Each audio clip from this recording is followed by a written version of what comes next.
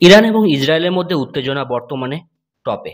কিছুদিন যাবৎ বোঝা যাচ্ছিল যে ইসরায়েল একটা অ্যাটাক করবে ইরানের উপর, কারণ আমেরিকা ইরানকে নতুন করে পারমাণবিক চুক্তিতে রাজি করাতে পারেনি, যাতে করে উত্তেজনা আবারও তীব্র হয়ে উঠেছে।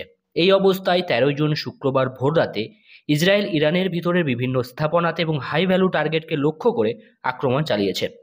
এই অ্যাটাকে ইরানের কি খতি হয়েছে, ইরানের এয়ার ডিফেন্স সিস্টেম কি করছিল, সব জানিয়েছি এই ভিডিওটি প্রথম থেকে শেষ পর্যন্ত স্কিপ না করে দেখার অনুরোধ রইল। নমস্কার বন্ধুরা, লেটেস্ট ডিফেন্স নিউজ ইউটিউব চ্যানেলের নতুন একটি ভিডিওতে আমি ঈশানু আপনাদের সবাইকে স্বাগত জানাচ্ছি। ইরান অনেক বছর ধরে চেষ্টা করে চলেছে পারমাণবিক বোম তৈরি করার, আর ইরান যদি এটা তৈরি করতে পারে তাহলে সেটা ইসরায়েলের অস্তিত্বের জন্য সংকট দেখা দেবে। সেই কারণে মধ্যপ্রাচ্যে যতবারই কোনো দেশ পারমাণবিক বোম বানানোর চেষ্টা করেছে, ইসরায়েল কিন্তু প্রিএমটিভ অ্যাটাক করে সেটা ধ্বংস করেছে, সে ইরাক হোক বা ইরান। ইরানে এমন অনেক অ্যাটাক ইসরায়েল আগে করেছে, ইরান তবুও থেমে থাকেনি। ইসরায়েল তাই আবারও ইরানের উপর অ্যাটাক করেছে। 13 জুন শুক্রবার ভোররাতে ইসরায়েলের বিমান বাহিনী ইরানে ঢুকে অ্যাটাক চালিয়েছে। আপনারা ঠিকই শুনছেন, ইরানে ঢুকে অ্যাটাক চালিয়েছে, যেখানে ইরান কিন্তু সর্বোচ্চ সতর্কতাতে ছিল, তবুও তারা এই হামলা রুখতে ব্যর্থ হচ্ছে। ইরানের এয়ার ডিফেন্স সিস্টেম চুপচাপ বসে জাস্ট দেখে গেছে।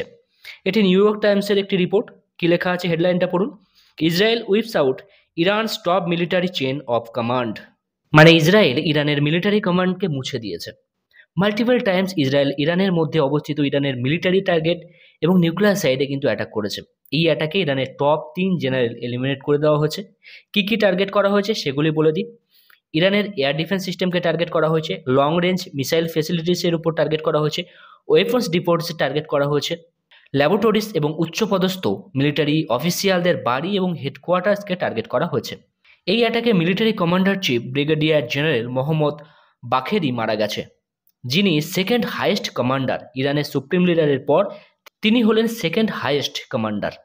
এছাড়াও ইসলামিক রেভলিউশন গার্ডস ক্রপস মানে আইআরজিসি এর commander in chief general Hossein Salami মারা গেছে। এছাড়াও হাই র্যাঙ্কিং কমান্ডার জেনারেল খোলামানি রাশিদ এএসটাইকে মারা গেছে।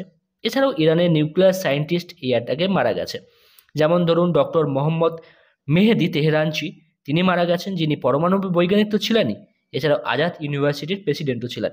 এছাড়াও বর্তমানে ইরানের নিউক্লিয়ার প্রোগ্রামের যে হেড আলী সামখানি, তিনি আহত হয়েছে এই আঘাতে। ইরানের অ্যাটমিক এনার্জি অর্গানাইজেশনের যে হেড, এই অ্যাটাকে তিনি মারা গেছেন।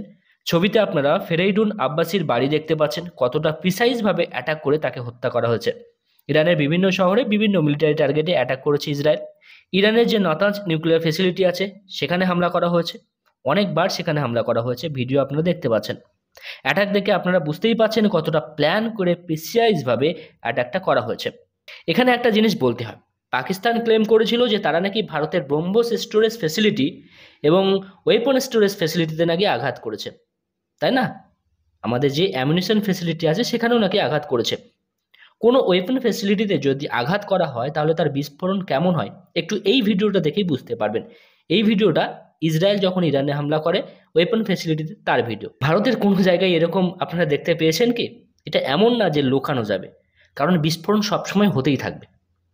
পাকিস্তানরা নিজেদেরকে চুতিয়া মনে করে, আর মনে করে সারা পৃথিবীর মানুষ তাদেরই মতো। না ভাই, সারা পৃথিবীর মানুষ চুতিয়া না, একমাত্র বাংলাদেশের মানুষই চুতিয়া হতে পারে, কিন্তু সারা পৃথিবীর মানুষ না। ইরানের সুপ্রিম লিডার এটিকে যুদ্ধ বলে ঘোষণা করেছে। তিনি জানান ইসরায়েল বিগ পানিশমেন্টের জন্য তৈরি হোক। এখন দেখার বিষয় কি করে তারা। ইতিমধ্যে রিপোর্ট আসে যে ইরান ড্রোন অ্যাটাক করেছিল, কিন্তু তা ব্যর্থ হয়। ইরাক, জর্ডন এদের আকাশসীমা পার হয়ে তারপরে তো ইসরায়েলে আসবে, তো ইসরায়েল সীমানাতে প্রবেশ করার আগেই নাকি সব ড্রোনকে ভূপাতিত করা হয়েছে। সেই ভিডিও আপনারা স্ক্রিনে দেখতেও পাচ্ছেন। তো এই ছিল আপডেট। পরবর্তী আপডেটটির জন্য চ্যানেলটিকে সাবস্ক্রাইব করে রাখুন, ভিডিওটি ভালো লাগলে লাইক করুন এবং আপনাদের মূল্যবান কমেন্ট করে জানান। দেখা হবে নতুন একটি ভিডিওতে নতুন টপিকের সাথে। ততক্ষণ সবাই ভালো থাকবেন, সবাইকে ভালো রাখবেন। ধন্যবাদ। জয় হিন্দ, বন্দে মাতরম।